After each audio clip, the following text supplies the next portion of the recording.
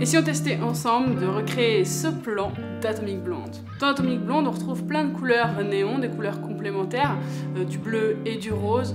On retrouve également du jaune et du vert, c'est ce qui va nous intéresser aujourd'hui. Puisque le jaune et le vert, ce sont des couleurs complémentaires adjacentes, mais j'y reviendrai dans une autre vidéo. Donc la première chose que je vais faire ici, c'est m'occuper du fond.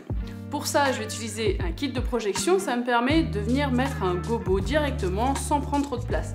On peut aussi utiliser un spotlight ou tout simplement un bout de carton pour créer un gobo qu'on va venir placer devant une fresnel. Je rajoute également une gélade jaune puisque j'utilise un spot unicolore qui est à 5600 Kelvin et je vais également régler ma caméra sur 5600 Kelvin.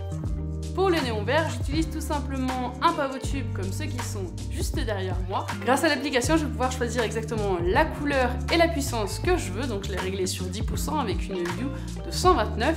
Et je viens tout simplement le gaffer contre le mur puisque ce sera flou, donc on ne verra pas les morceaux de gaffeur. Pour le fond, on est bon, mais ce n'est pas encore fini. Et si ce type de contenu te plaît, n'hésite pas à t'abonner. On passe à la suite, maintenant il va falloir éclairer notre sujet.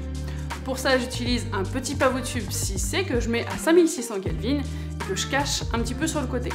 Malheureusement, comme je ne peux pas le mettre au plafond parce que c'est beaucoup trop haut, je suis obligée de le mettre sur le côté et ça vient m'éclairer tout le mur, ce qui n'est pas du tout bon parce que ça casse l'ambiance que je veux. Donc pour ça, je vais venir utiliser du cinéfoil. Si tu sais pas ce que c'est le cinéfoil, je te réfère à cette vidéo que tu peux regarder juste après.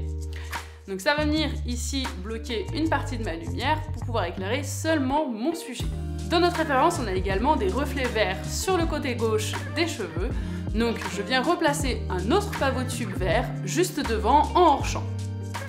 Et pour finir, j'utilise un dernier petit pavot tube que je mets de couleur jaune comme le fond. Cette fois-ci, je la mets devant mon personnage, mais face caméra. Ça me permet juste de rehausser un petit peu le visage.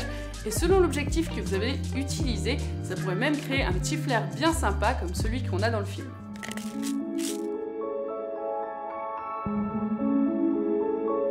Et voilà le résultat final. Dites-moi ce que vous en pensez dans les commentaires. Si vous avez des questions, n'hésitez pas à me les poser. Et puis si vous avez des suggestions pour les prochaines vidéos, n'hésitez pas à me les donner. Allez, ciao!